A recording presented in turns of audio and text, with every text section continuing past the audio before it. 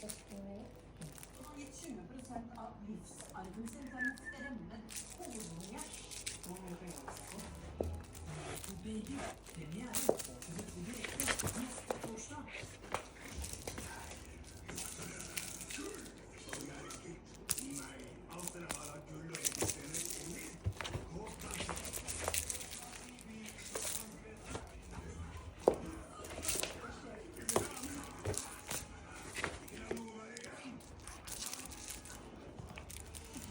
Ukens filmanbefalinger får du på TV2 Play. I morgen skal det avgjøres hvem som blir årets stjerne eller